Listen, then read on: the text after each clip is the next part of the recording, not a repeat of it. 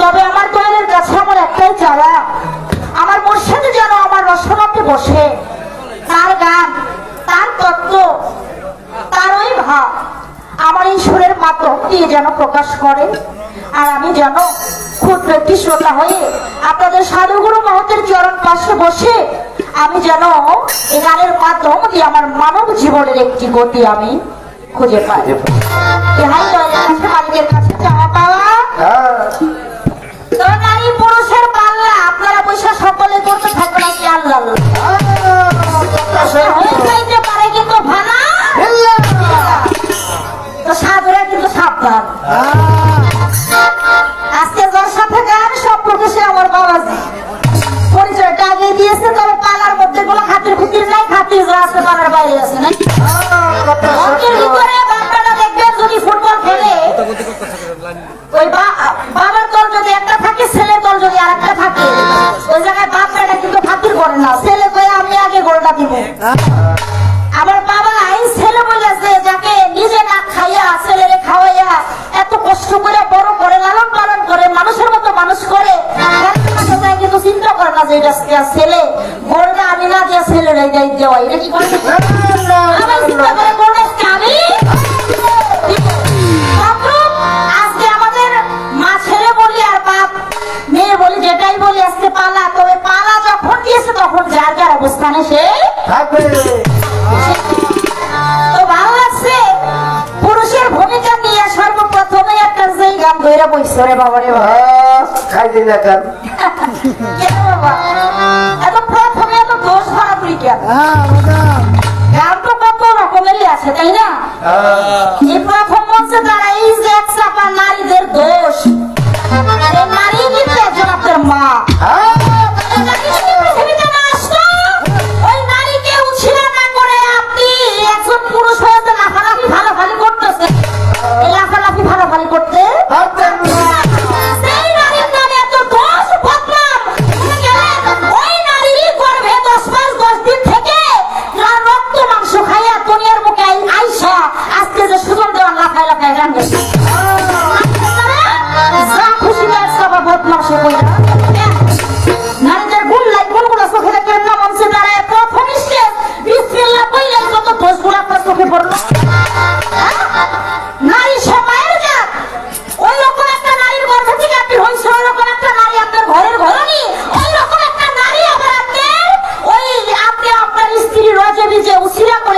ভিতরে একটা কন্যা সন্তান রহমত স্বরূপ প্রথম মঞ্চে যে দোষগুলা ধরলেন, প্রথম মঞ্চে ওই সাতটার যে পুরুষত্ব, তার পুরুষের শ্রেষ্ঠত্ব ওই গুণ নিয়ে অত গান গাইতে পারতেন। তার মধ্যে দেখবো একটা শ্রেষ্ঠ গানে যদি দেখতে যান আপনার দোষ কইতে অপ্রভাবকে দোষ কইতে পারতেন। এই প্রথম মঞ্চে কেমন যেন একটা পাই মারা যায়, কেমন একটা জোরের আগে মাথা ব্যথা ভালো জানে বাচ্চা নাকি তেরা তেরা এত দোষের দিকে যাইতে চাই না। গানে খুব গাইছে না খাইয়া খাওয়াই দেখে তাইতে একটু আদর করি। মায়ের দল পুষা বিড়াল মানে একটা বিড়ালের সাথে তুলনা করছে। মায়ের দল পুষা বিড়াল রয় চিরকাল স্বামীর বাড়ি। একটা মাইয়া একটা নারী যদি স্ত্রী হয়ে আপনার ঘরে না যায়, আপনার মতো পুরুষের কি গতিটা হইতো? কষ্ট করে আদর করে মহব্বত করে রান্না বান্না করে খাওয়াইতে খেতে খায় খায় পেট খায় আদর করে তার মতো খাওয়াতে সামনে নাই না দেয় না খেয়ে পেট খারাপ অবস্থা খারাপ হয়ে পুরুষের দাম নারীকে শ্রদ্ধা করা শিখেন, সম্মান করা শিখেন, ভুল বলতে শিখেন, দোষ ধরতে শিখেন। দোষী খুঁজে দোষ, গুণী খুঁজে গুণ। আপনার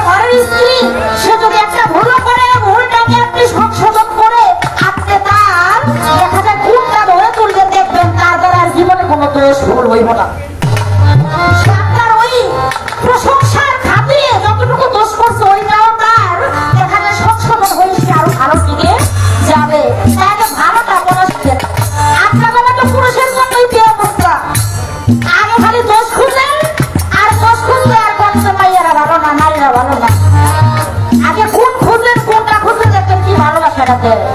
যে ভালোবাসা এই দুনিয়ার বুকে আর কোথাও যাইয়া পাইবে না। তো যাই হোক, গানের ভিতরে অনেক কথাই বলে গেছে। তো আমি আগে একটা গান গাই। যেই নারীর দোষ ধরলেন, এই নারী বিশ্বের যদি তৈরি না হইতো, সৃষ্টি না হইতো, তাহলে এই পৃথিবী দেখা যায় এত সুন্দর মানুষ বাগান বাড়ত না। কারণ সেই সৃষ্টির থেকে একটি গান করি, যেহেতু গানের প্রথম স্টেজ, সৃষ্টির থেকে একটি গান করি, তারপরে দুই চারটা কথা পর্যায়ক্রমে বলার চেষ্টা রাখি।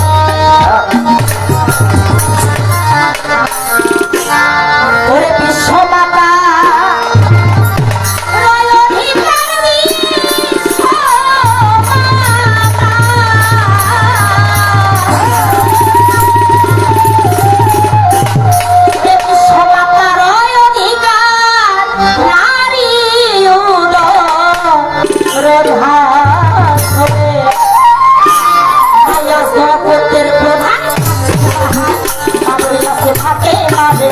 বাংলা জগতের প্রধান, আমি জগতের প্রধান পাখু বাহার, বাবুলের হাতে মাঝে বাংলা জগতের প্রধান।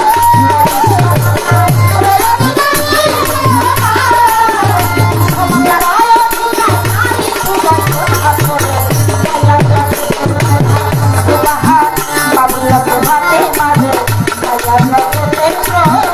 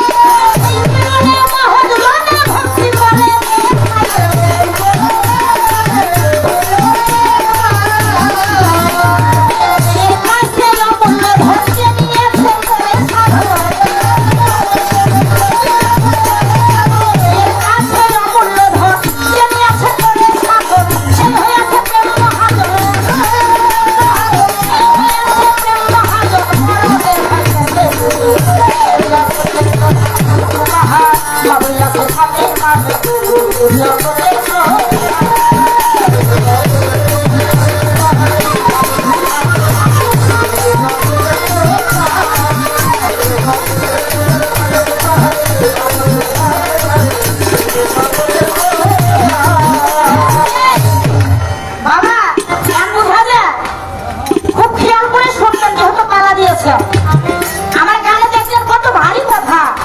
কি বলেছে? ওরে বিশ্বমাতার অধিকার, নারী উদয় রোজ হাসরে, মেয়ে জগতের প্রধান পাক সুবহান। মা বলেছে থাকলে বলে সারা গানে একটা পুরুষের বদনাম পাইছেন, পাইছেন নাকি আপনারা? কি পাইছেন? মেয়েদের খুব নাকি? কি বলেছে? মেয়ের হাতে বেস্তির ডুরি, হাদিসে আছে প্রমাণ, মার নাম ধরে হাসরেতে ডাকবে আল্লাহ সুবহান। এই নারী সবার আগে বেহেশতে যাবে, মিজানের কেস অর্থাৎ মিজানের যে পাল্লা ওজন, সেই পাল্লা দিবে বিচার করে। দেখো ভেবে মেয়ের মতো চলতি নাই এই সংসারে। এর হাতে বাগবান যেমন জন্ম নিল এই ধরায়, সেই কারণে মহজ্জনে ভক্তি করে মেয়ের পা। মেয়ের কাছে অমূল্য ধন যে নিয়েছে করে সাধন, সেই হয়েছে প্রেম মহাজন, মরণের ভয়ই তার কাছে চলে। এই মেয়ের হাতেই বাগবান যেমন একটা নারীর ভেতরে যখন ডিম্বুকারের ভিতরে বাগবান যেমন ছিল, আমার মা ফাতেমা কি ছিল? কি রূপে ছিল? সে ডিম্ব রূপে ছিল। ডিম্বুকারে যখন বাগবান যেমন ছিল, সেই ডিম্বের খোসাটা ছিল আমার দয়াল সেই জগৎ জননী, জগতের মা, আল্লাহ যাকে ডেকেছেন মা, দয়াল মা ফাতেমা। সে ছিলেন ডিম্বের খোসা স্বরূপ। এবং সেখানে ওই ডিমের যে সাদা অংশটা, সেখানে ছিল মাওলা আলী কারিমুল্লাহ ওয়াজহু। এবং ওই ডিমের যে একটা পর্দা আছে, ওই পর্দার ভিতরে কে ছিল? ইমাম হাসান এবং হুসাইন আলাইহিস সালাম। ডিমের কুসুম ওইটা ছিল আমার স্বয়ং দয়াল নবী নিজে, এবং তার ভিতরে জান স্বরূপ কে ছিলেন? স্বয়ং আমার নিজে। তাহলে ডিমের খোসাটা কে ছিলেন? আমার দয়াল জগৎ জননী মা ফাতেমা সালামাল্লাহু আলাইহি সাল্লাম। তাইলে সেও কিন্তু একটা মা, জগতের মা। ডিম্বুকার ওই মেয়ের গর্ভে বাগবান যাপন ছিলেন। সুবহানাল্লাহ বলবেন না আপনারা? তাহলে সেখান থেকে নারীর সৃষ্টি, সে আত্মা শক্তি যিনি মহামায়া সর্বশক্তিমান, সেখান থেকে নারী কোনের সৃষ্টি আসে। নারী দেখলে আপনি কত কথা বলেন, সেই নারীর সৃষ্টি না হইলে আপনার মধ্যে একটা পুরুষের ভাবই থাকে। ওই বাঘের ঘরে বসে বসে মুরগির মুখে চুষে জিজ্ঞাসিলে বলে লবণ টেস্ট। আচ্ছা বাবা, আপনারা ভালোবাসে ভাই, ওই রান্না করে আগে নিজে স্বাদ নেয় যে আমার স্বামীকে যেটা খাওয়াবো, আমি স্বাদ দিয়ে দেখে যে সব কিছু পরিপূর্ণতা আছে কিনা। হ্যাঁ, যদি একটু লবণ বেশি হয়ে যায় তাতেও আপনি খায় স্বাদ পাইবেন না, যদি লবণ কম হয় তাও আপনি খায় স্বাদ পাবেন না। এই জন্য সে আগে টেস্ট করে দেখে যে সব কিছু পরিপাটি আছে কিনা, যদি থেকে থাকে তবে এটা আমার স্বামী সেবায় আমি।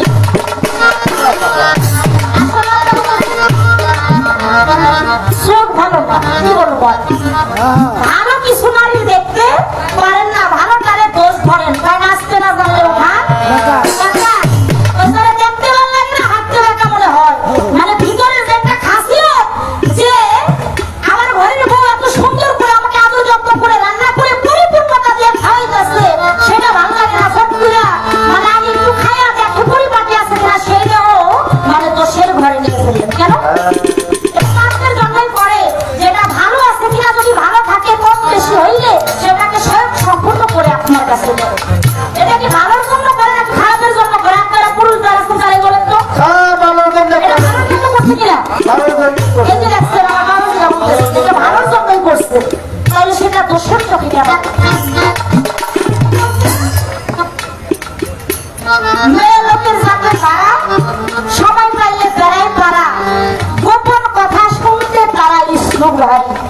শোনা মাত্র দেখা যায় নয় বাড়ি ছড়াইয়া দিব, ছেলে কিংবা থাকো বুড়ি। এখন পুরুষ মানুষ ইচ্ছা করলেই একটা কর্ম করেন, একটা ছুটা পাইছেন, এটা উচিলা করে সারা দেশ ভ্রমণ করেন, যেখানে খুশি স্ত্রীরা ঝাঁকা একটা ছবি মুসতে ফেলে যান। পুরুষ কাছে যাইতেছে, এটা আপনি জানেন আর আপনি ঘরে যান। আর নারীরা মনে দিয়ে করে ভগবানের একটা কাজের লোক আনে, সারাদিন কাজ করবো, হ্যাঁ, আর ভবের খাটনি খাটবো, সময় পাইলে একটু বিকাল হইলে যে একটু পাড়ায় পার্শ্ববর্তী যা আছে, চাচি আছে, ফুপু আছে, এই সবাই মিলে একটু কথা বলবো, এই সারাদিনের ক্লান্তি না একটু কথা বলে সময় কাটায় যে দূর করবো, তা তো না, সেটাও করতে গেলে আপনারা দোষ দেবেন। বাইরে ঘোরেন, যেখানে খুশি সেখানে যান, আর তারা তো গন্ডির ভেতরে থাকে, চার দরজার ভেতরে গন্ডির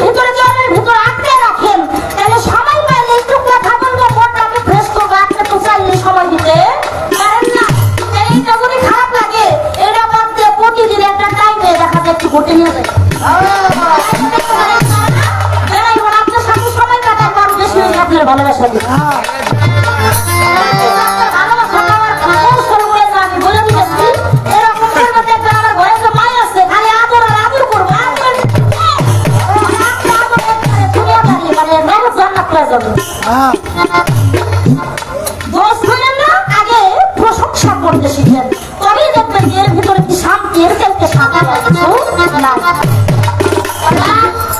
গানের ভিতরে যদি কথা বুঝতে একটি কথাই তো মানে আগুন জ্বালে আসলে আমরা একটা চেষ্টা করছিল কভার তো পারি বিদায় করতে কিছু কই না বাড়ির মধ্যে গান মানে মায়ের আছে বাবাদের আছে মানে অনেক কথাই বলতে পারি ওই যে একটু বিদায় দাও এই জন্য বলতে পারি না যেটা কারণ প্রথম স্টেজে দাঁড়ায় শুধু উনি নারীদের দোষ আর দোষ দেখতেছে ভুল বলতে কোনো কিছু দেখতেছে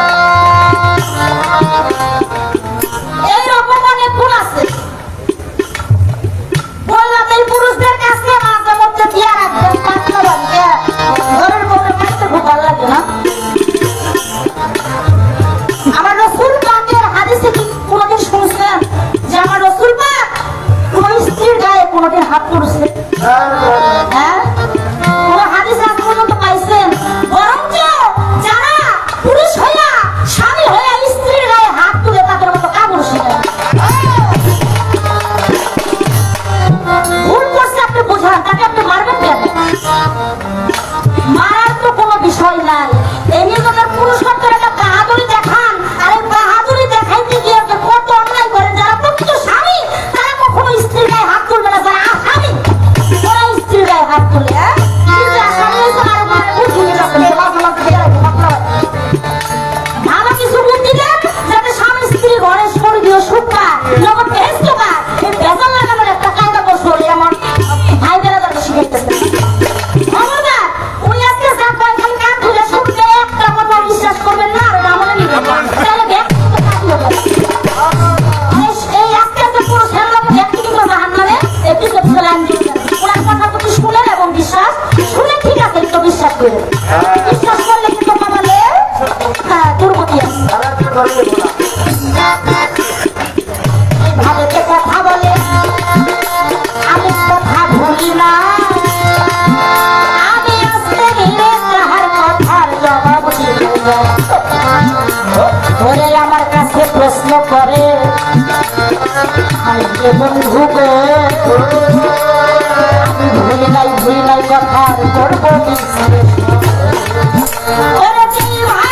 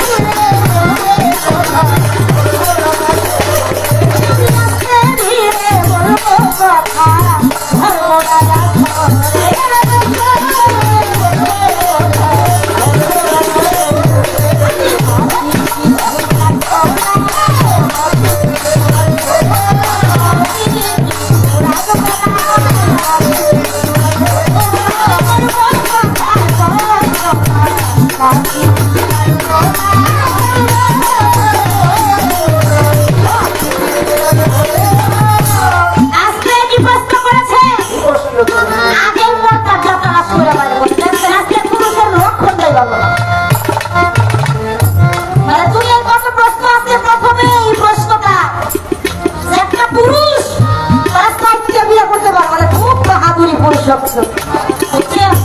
চারটে বিয়ে করতে পারেন ভালো কথা আপনাকে বিয়ে করার হুকুম আছে আপনার একটা পয়সা খুলে দিচ্ছে বিয়ে করবেন তবে বিয়ে করলে খালি চারটে বিয়ে করলে হইব না চারটে বউ রাখার চারটা স্ত্রীকে সমানভাবে দেখার ওই যোগ্যতা পুরুষের থাকতে হবে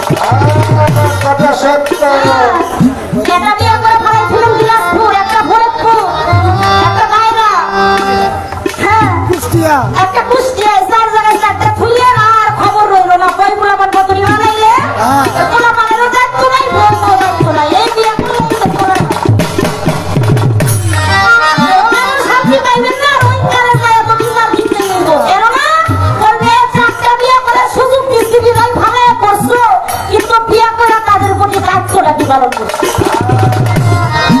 তার শারীরিক, দৈহিক, অর্থনৈতিক সব দিকে পরিপূর্ণতা থাকলে তবেই সে একটা বিয়ে করতে পারবে এবং তার প্রথম স্ত্রী আছে তার অনুমতি দরকার লাগবে। তার বিবিরা যদি রাজি থাকে তাকে অনুমতি দেয়, চারজন বিবিকে সন্তুষ্ট রেখে চারটা বউকে সমান চোখে দৈহিক, শারীরিক, অর্থনৈতিক পরিপূর্ণতা ভরণ পোষণ তাকে যদি দিতে পারে তবেই বিয়ে করতে পারবে। আহা, অত সোজা না। ফালদাই কইলাম আর করলাম, আর ওই যে চারটে সে চারটে ফালাই রাখলাম, আর খবর নাই, অত সোজা না। জায়গায় আগে হিসাব রাখতে হবে, বিষয়টা এখানে। তার কথা যে চারটা বিয়ে পুরুষরা কোরআন হাদিস পাঠে করতে পারে, নারীরা কেন পারে না, নারীদের কেন অনুমতি আসলো না, ইহাই তো তার প্রশ্ন ছিল। নারীরা এই কারণেই পারে নাই। বাবা, আমি ছোট করে আপনাদের বোঝাই বাস্তব বাস্তবতা। আপনারা দেখবেন যে একটা নারী পুরুষ সে সন্তান জন্ম দেয় আর নারী 10 মাস 10 দিন গর্ভে রেখে দুনিয়ার ভেতরে সে তাকে আনে উছিলা হয়ে।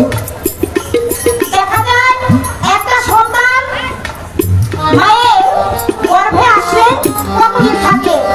10 মাস 10 দিন থাকে না? তাই একটা সন্তান দুনিয়ার মুখে আসতে পূর্ণাঙ্গ প্রায় 1 বছরই হয়ে যায়।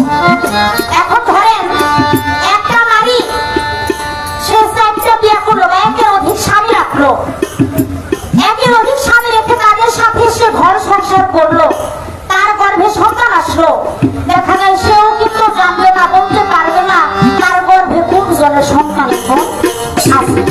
এই বলো দেখবো, যদি সে সমভাবে তার সাথে ঘর সংসার করে সে বলতে পারবে না যে ওই সন্তানটার জন্মদাতা পিতাটা কে।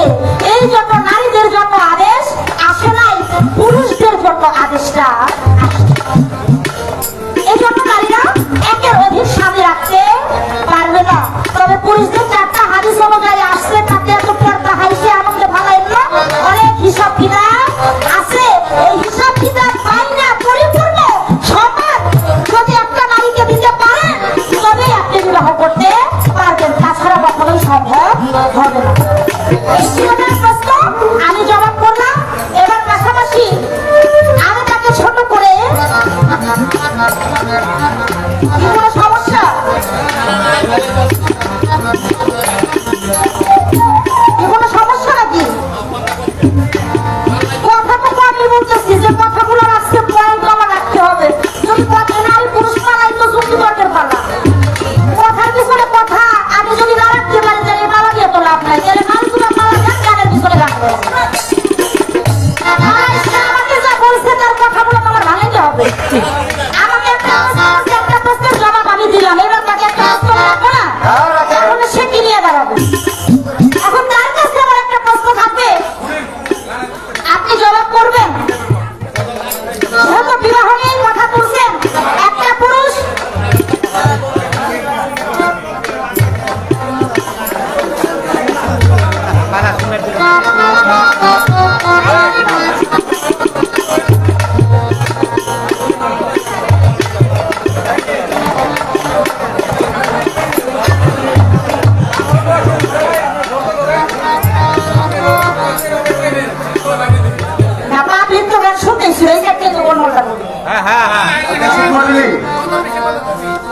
সংখ্যা দেখো, পালাটা কি আপনারা শুনবেন নাকি পালাটা চেঞ্জ করবেন? সংখ্যা বেশি বেশি কম হাতে সাধারণ সবাই দেই, একজন দুজন করে আমরা সংখ্যা বেশি দেখতে দেবো। সবাই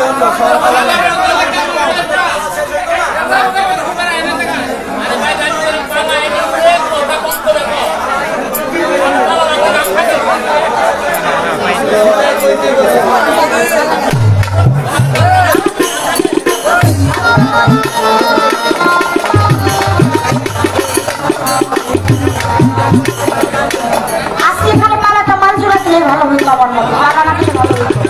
যে জায়গার যে মহবত সেখানে গান গাইতে পারবো।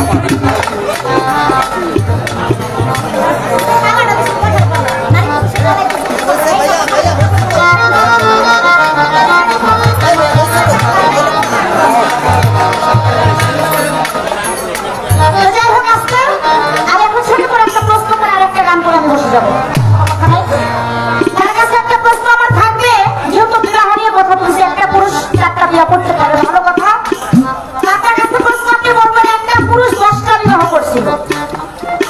সে 10টা বিবাহ করছিল, পরবর্তীতে আমার রাসূল পাক তাকে কি বললেন? 6টা স্ত্রীকে তালাক দিতে বললেন। 6টা স্ত্রীকে সে তালাক দিলেন এবং 4টা স্ত্রীকে সে রাখলেন।